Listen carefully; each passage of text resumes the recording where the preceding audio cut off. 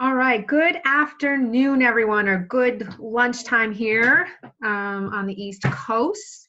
My name is Adrienne Billis. I am the Director of Leadership here at the Episcopal Church Foundation.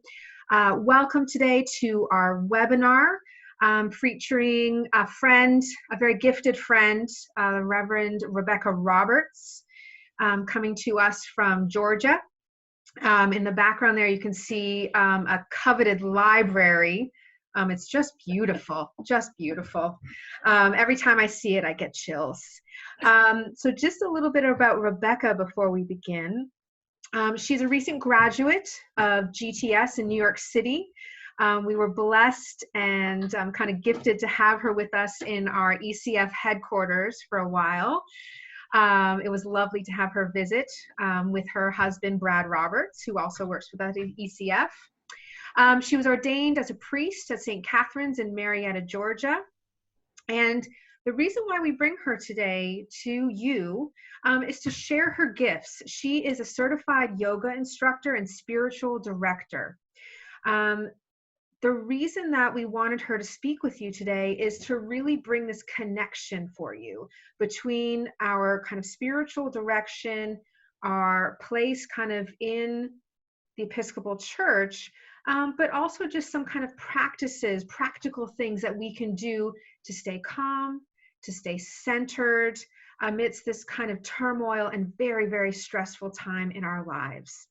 So, Reverend Rebecca, I pass it on to you. Thank you, Adrienne. And it's so good to see all of the folks who are joining in today. And I hope that this is a useful time for you. I do want to say that one of the first things I told Adrienne was, well, I'm not an expert on this. I'm a yoga teacher and a meditation practitioner. And I know that in times of crisis, the practices that I've cultivated have sustained me. Sometimes I forget about them. And so I wanted this to be an opportunity for us to talk about some simple ways that we can connect both to our bodies, to the present moment, and to use our breath to help us be a little more present. I don't know about you all, but one of the things that I experienced in the very first week of our shelter-in-place order that we have here in Cobb County, I began to feel incredibly anxious, just sort of like I was an energy spiral and I was spiraling up. And I realized that I was getting up at 6:30 in the morning, taking my laptop, sitting on the couch and working for the rest of the day. I was available all the time, responding to emails at times I wouldn't normally, reading way more news than I probably needed to read. And I found myself feeling as though I was on a treadmill. I just could not stop. I wasn't sleeping well at night. And when I did sleep, I was having all these crazy dreams. And I realized that if I continued on in that way for the rest of the time that we're in this shelter in place order, that I would probably burn out. And as a new priest, I did not want to experience burnout within the first year of my ministry.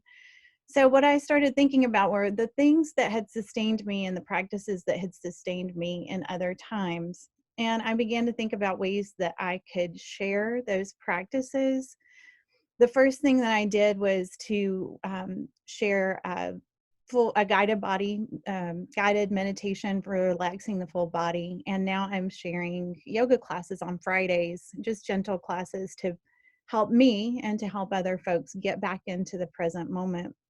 So what I thought we would talk about today is just some simple practices, because I know that we don't all have a lot of time. And one of the things that I'm finding is after the first week of being so anxious, the second week I started sort of feeling almost a sense of paralysis. So it was like there were so many options and so many things that I could be doing that I would just sit there and think, well, what can I do? What do I need to do next? And I realized that one of the pieces that was missing out of my practice at the time was mindfulness, just an awareness that there are only certain things that I can change. There are only certain things that I have control over. And that really, in the reality of every moment, all I have is that moment. So that's one of the things I wanted us to spend a little bit of time talking about today also, is just the ability to be mindful and to be aware during these times that are so unsettled. and so different from anything else that we've probably ever experienced. So I think that one of the things that I wanted to talk about specifically about the breath is the breath is such an amazing tool that we have at our fingertips all the time. The breath is something we probably don't think a lot about. We breathe without having to really consider that we're taking an in breath and an out breath.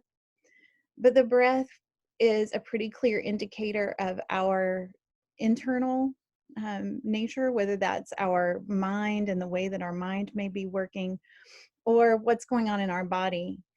And I know in some ways it's sort of ironic to talk about the breath right now when we're in the midst of a pandemic that literally takes the breath. But I think it's important to return to this tool that we have with us at all times. And so if we think about the way that we breathe without intentionality, when we begin to become intentional about our breathing, we can really change things. And I love Jack Ryan. Some of you may be familiar with Father Jack Ryan. He is a Paulist priest and also works in the ecumenical movement and has written about meditation and about yoga. And he talks about the breath as an amazing tool. He says, even when you can't control the situation, you can control your breath. And when you begin to control your breath, it becomes like stopping a chain reaction.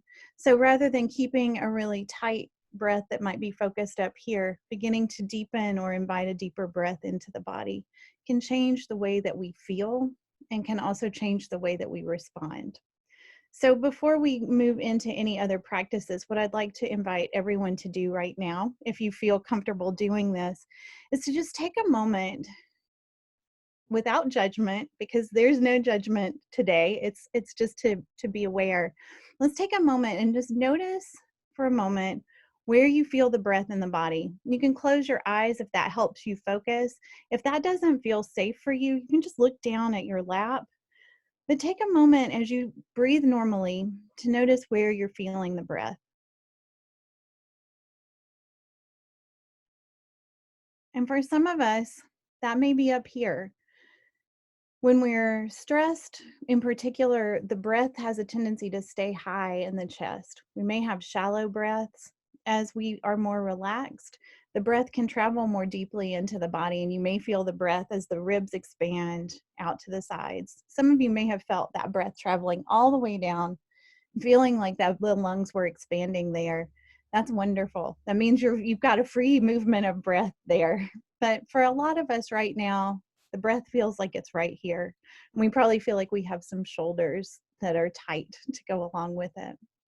So one of the first ways that we can begin to shift the breath is to think about changing the way that the quality of the breath. So shifting that inhalation and exhalation. And I think it's really powerful, at least from our scriptural tradition, to think about the way that the breath plays such a very clear role in the biblical tradition. From, if you think about from Genesis, with God breathing life into Adam, with God breathing creation into being, all the way up to Revelation, there's something about the life-giving or animating spirit of God breathing into humanity that I think begins to give us another way of thinking about connectedness during this time. So we're not just thinking about the way that the breath itself can help us be fully present in this moment, but for those of us who may be feeling like we're maybe a little isolated, that breath that is in my body is also in your body. And if we think about it being the breath of God, this inhalation and exhalation, breathing into us from creation, then it begins to feel as though we are all connected right now in this moment. So it can become not just a tool for grounding, but it can become a tool for becoming aware of the ways that we're connected, maybe beyond just here in this space. So what I'd like to think about a little bit today is 3 practices. We're going to go from the most simple, the most basic, something that you can do easily, to something that will let you perhaps fall asleep at night. I don't know if you're experiencing in any kind of difficulty falling asleep, or perhaps going back to sleep once you if you wake up once you've fallen asleep. So the last practice that we'll do together will be something that will give you that kind of tool to perhaps calm your body and mind a little bit. So the most simple, and I'm thinking about the experiences that we're probably all finding ourselves in today. I don't know about you all, but I'm doing a lot of pastoral care on the phone. We can't go into the hospitals here, and I've had several critically ill parishioners. There's a sense of needing to be fully present to them through a technology that we're not really used to having to use when we're in intense pastoral care situations. A lot of us, I would imagine, have gone into this kind of caring field because we want to be physically present with people when they need us. And so in this case, it's harder. And one of the things that I've found is just needing to take a breath, literally to take a breath before I get on a call or another call with somebody.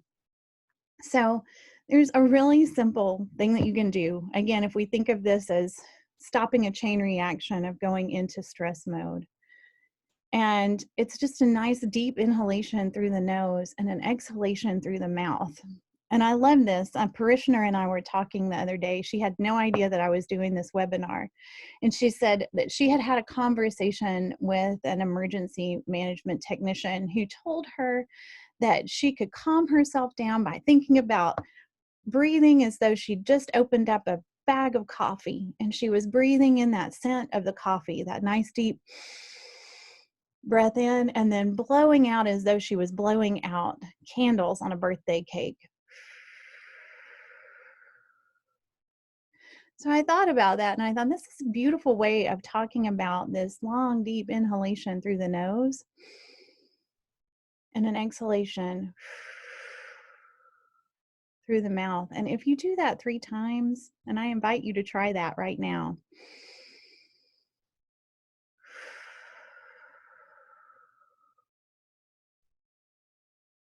Closing the eyes if that feels comfortable.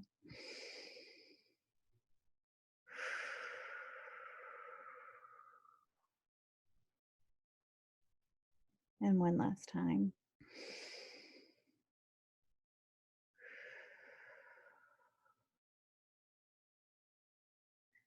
Perhaps you notice a sense of stillness coming into the body, maybe a little bit of a calmer, quieter feeling.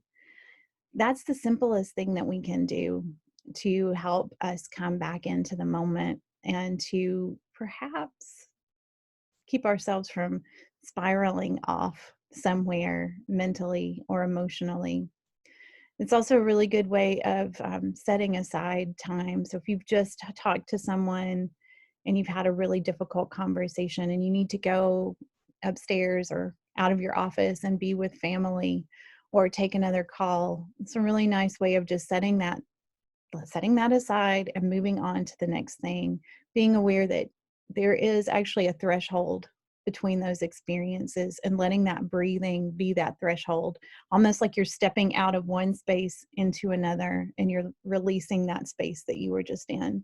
Because I think one of the things that we do is we begin to carry all of this weight with us. And it's helpful to think about transitioning from one space to another. So that's practice 1.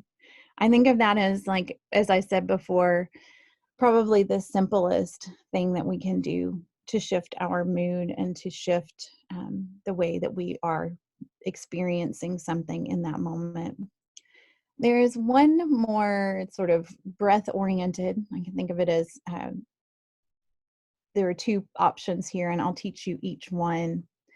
The first option is a breath called 4-6 breathing. And a lot of this comes from my yoga practice and also just doing some mindfulness classes, mindfulness-based stress reduction classes where you can begin to become aware of your body in that moment through the breath. And 4-6 breathing is inhaling, and I just always say to whatever your natural inhalation is. If you want to think of inhaling to a count of 4, that's fine.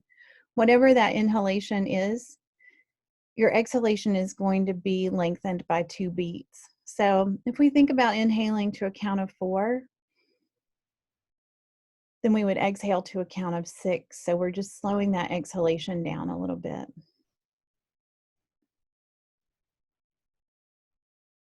And we'll do that 2 more times. So experience that with me. I invite you to do that. Inhaling.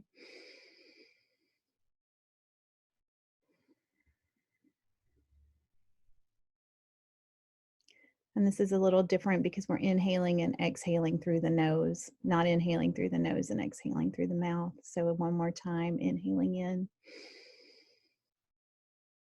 and exhaling.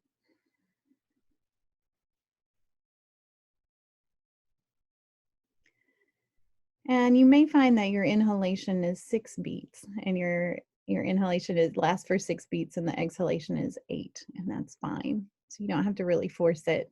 And you may find that as you breathe that way, that the inhalations and exhalations naturally get longer. That's something that you can do anytime you're starting to feel that sense of anxiety, or even if you find yourself in a situation that makes you really angry and you need to shift out of that to be able to do the next thing that you need to do. So I would invite you to experiment with 4-6 breathing on your own. And there's another component of this called 4-7-8 breathing. And I think Andrew Weil may have coined this, and it's a little bit different because we actually retain the breath. And sometimes I'll say if you have high blood pressure, using breath retention techniques may not be the best of things. So maybe the 4-6 breathing is better, or just that inhaling as though you're smelling that bag of coffee and exhaling as though you're blowing out birthday candles might work better for you. But trying that 4-7-8 breath. And what that is it's an inhalation to a count of 4. You retain the breath for a count of 7, and you exhale to a count of 8. So you're basically doubling the inhalation. So if we'd like to experiment with this a little bit, what I'd invite you to do is come into a comfortable seated position, maybe with both feet on the floor if you can do that, feeling as though your back is supported and that your belly can expand in your breathing. So once again, we'll inhale to a count of 4 through the nose. We're going to retain for a count of 7. And then exhale this time through the mouth to a count of 8.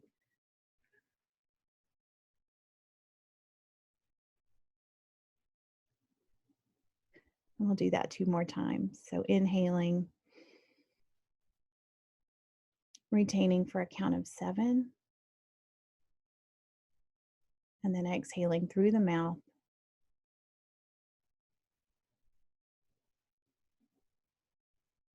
And one last time.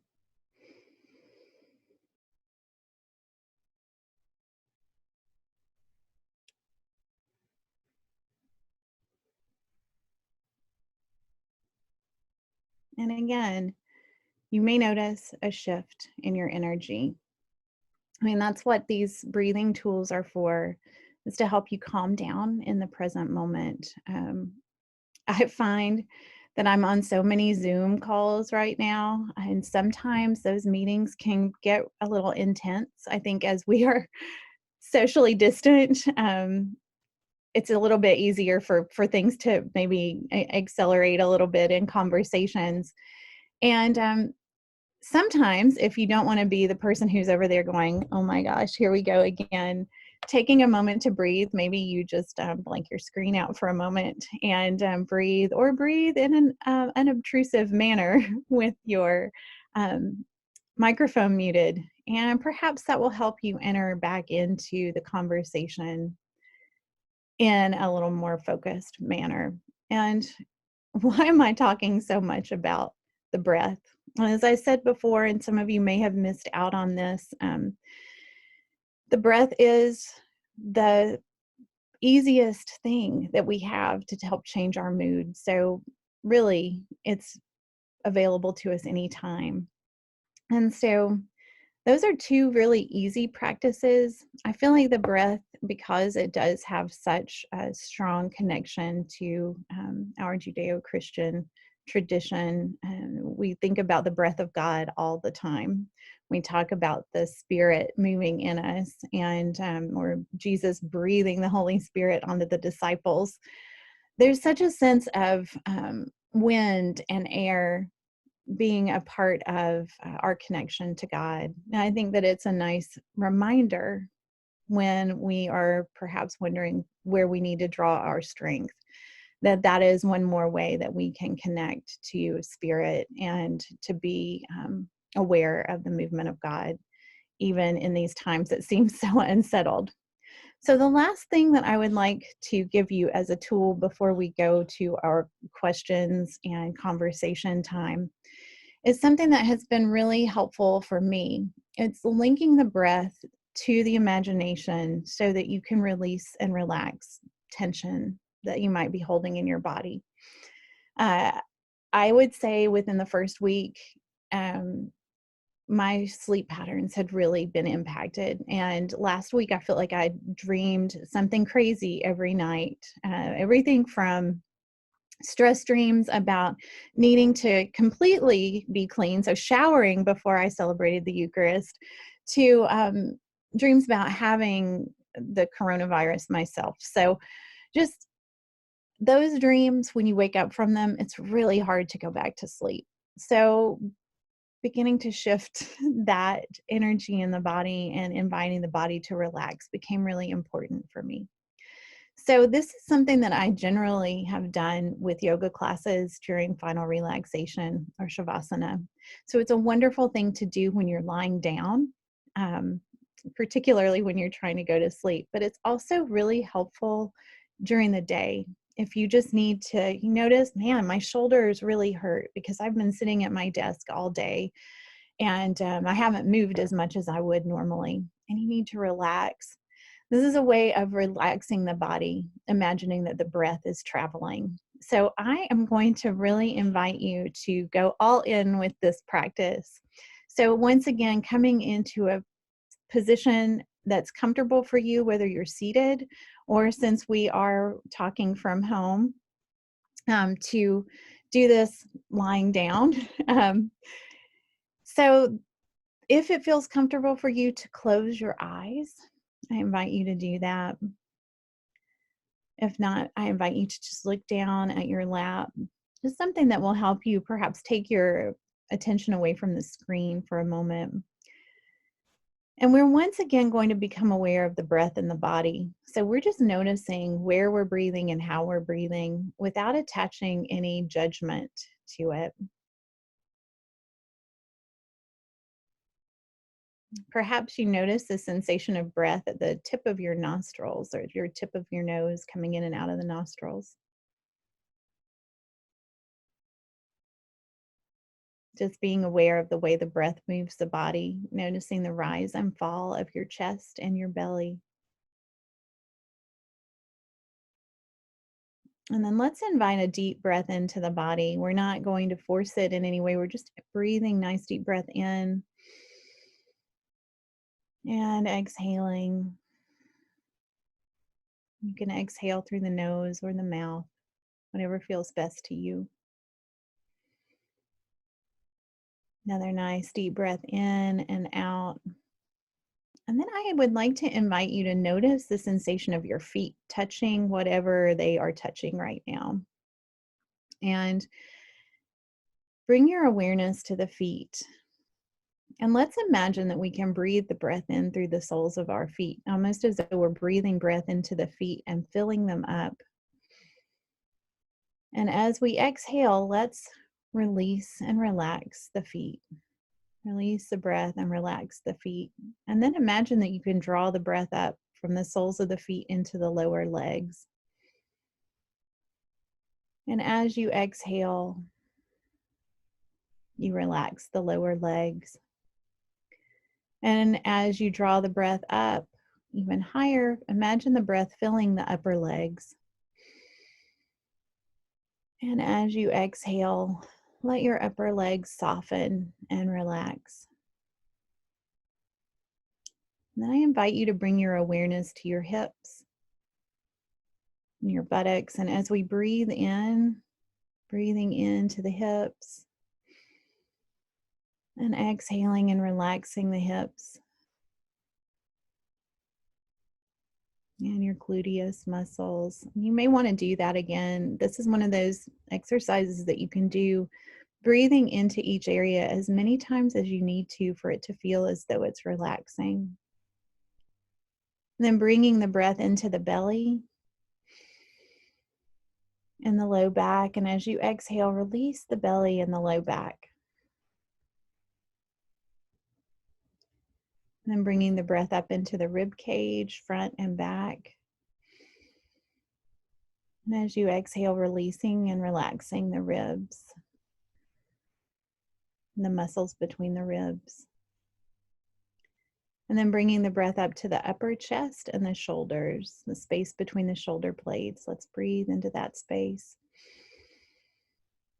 And as we exhale, let's relax the shoulders. And let's imagine that we can bring the breath up to the tops of the shoulders themselves, breathing into that space. And exhaling and relaxing. And then let's breathe into our upper arms, front, back, and sides. And as we exhale, relax the upper arms. And bring the breath down into the lower arms. Relaxing the lower arms. And then bring the breath into the hands. You can feel a sensation as though you're breathing into the palms of the hands and exhaling out through the fingertips. And let the hands relax. And then let's bring the breath from the fingertips all the way up to the shoulders and relax the arms with the exhalation. And let's let the breath travel from the shoulder blades or the shoulder joints up along the top of the shoulders and up to the back of the neck. And as we exhale, let's release and relax the back of the neck. Then let's bring the breath up to the base of the skull in the back. So breathing into that space. And as we release the breath, let's release any tension we might be holding there. And we bring the breath up from the base of the skull all the way around to the forehead, into the muscles of the scalp, breathing in, and then exhaling and releasing those muscles and the tension you might feel there.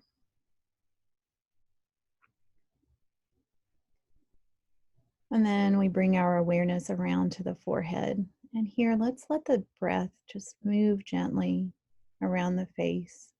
So we bring our awareness to the forehead and invite those muscles to soften and relax. And we bring our breath to the jaw, both sides, and let that area soften and relax. And let the tongue move away from the roof of the mouth as you let the throat soften and relax. And invite the cheeks to soften, the space behind the ears, and the space behind the eyes.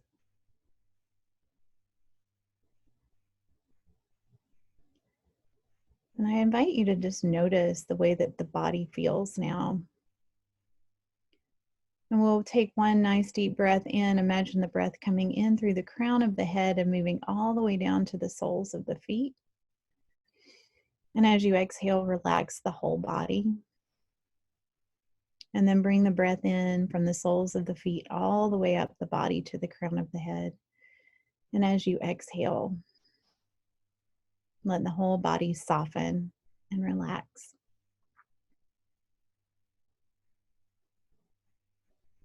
And take a moment here just to notice the way that your body feels. Notice the breath. And then once again, become aware of the movement of the breath in the body. Rise and fall of the belly and the chest.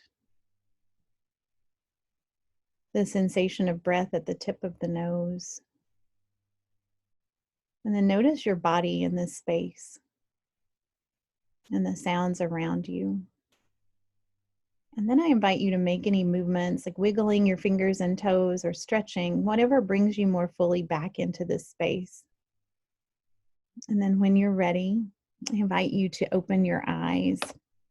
So this last exercise that we did together is a great way to just relax your body for sleep, or if you're really having a particularly stressful time to shift out of that.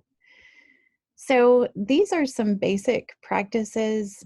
I think at the root of all of this is the idea of mindfulness. It's really easy right now to move into spaces of what if.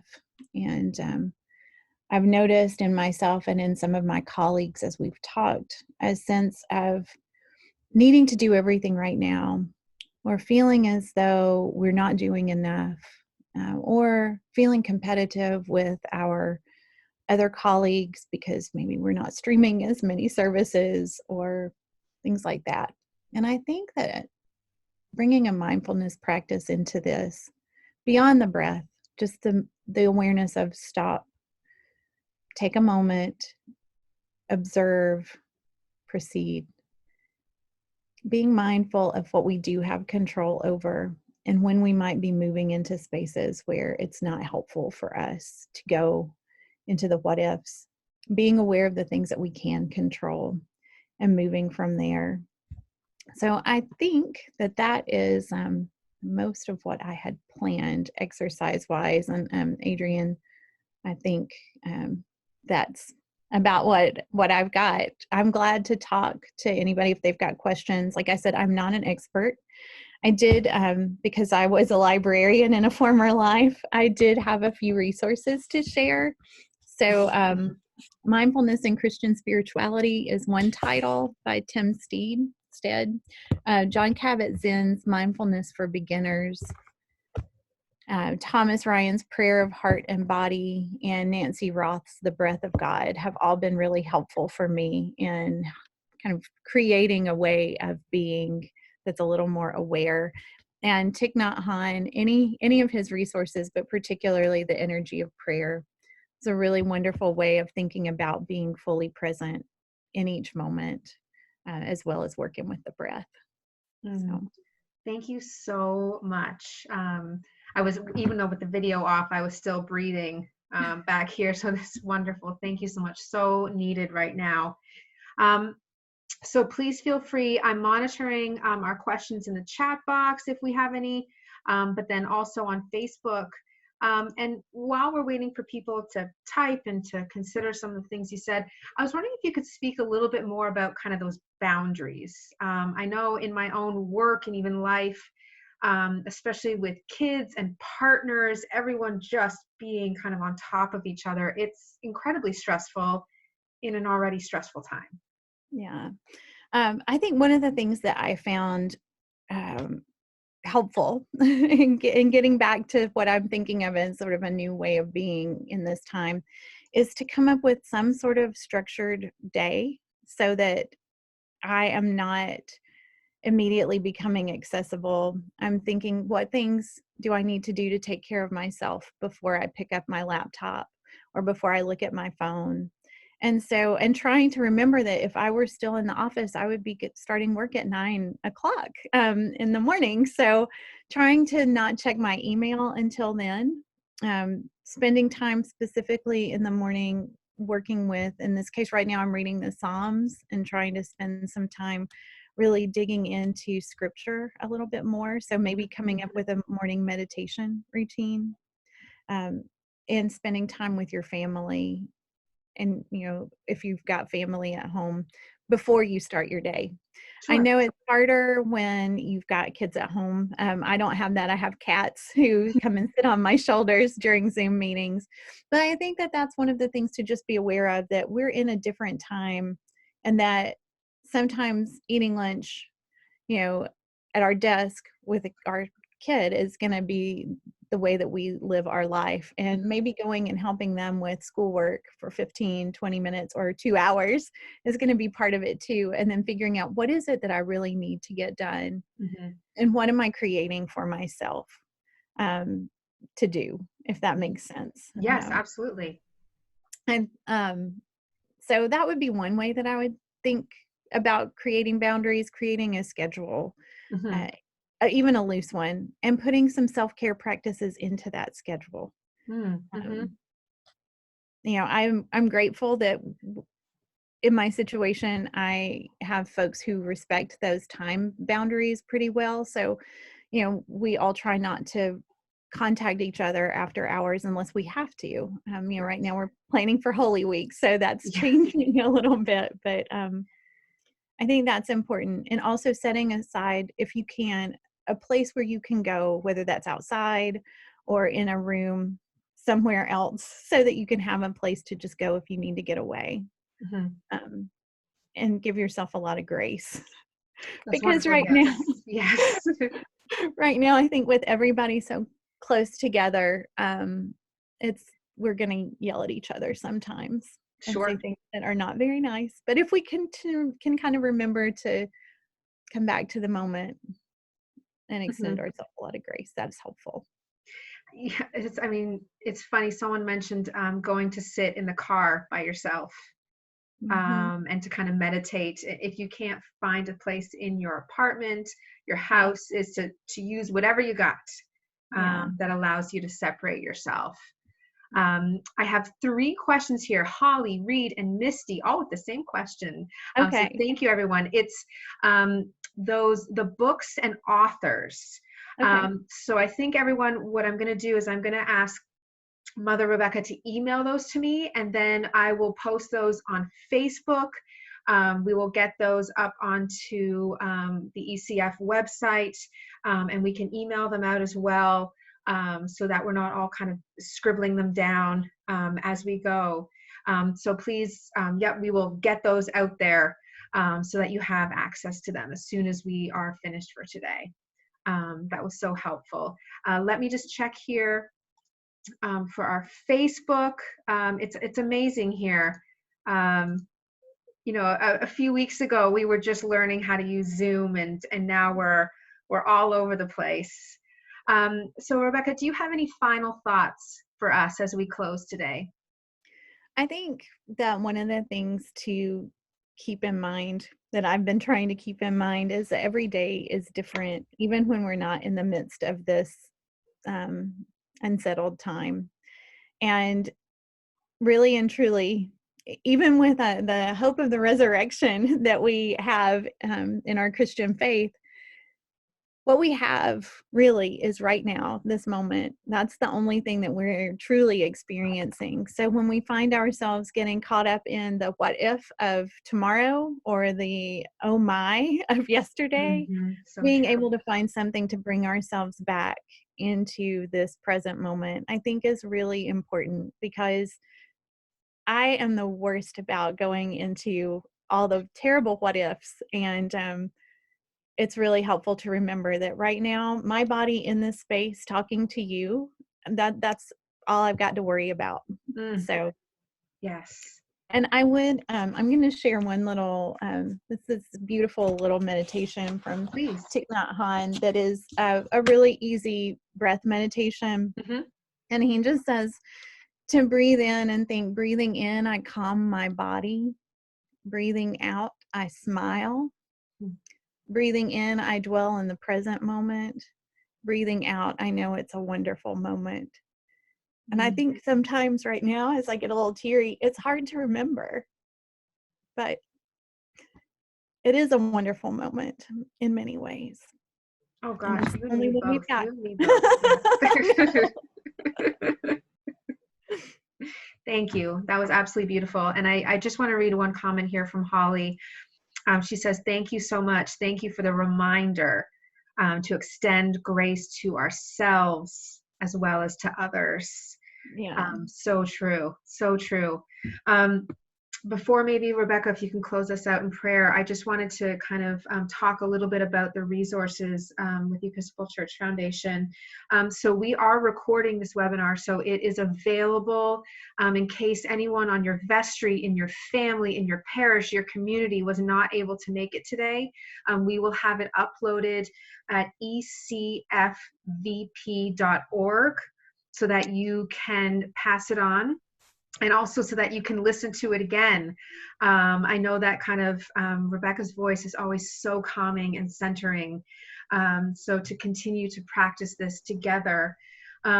Also, just of note, this afternoon, 3 p.m. Eastern, we will be hosting, ECF will be hosting, let me just read you the title here, Experts Help with Your CARES Act Questions.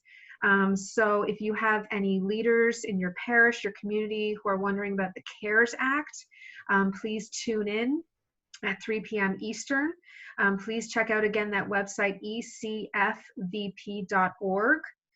And also our ECF President Donald Romanek will be leading a webinar tomorrow, Effective Vestries in Times of Crises. And that's at 11 a.m. Eastern. So we'll continue to keep offering our resources, a variety of different things to kind of ground us, to inform us, but also to kind of keep us moving forward.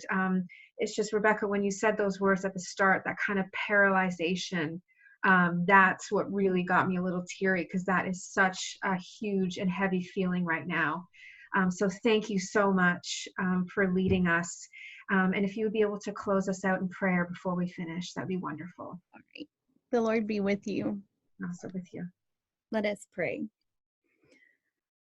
O God, by whom the meek are guided in judgment and light rises up in darkness for the godly, grant us in all our doubts and uncertainties the grace to ask what you would have us to do, that the spirit of wisdom may save us from all false choices, and that in your light we may see light, and in your straight path may not stumble.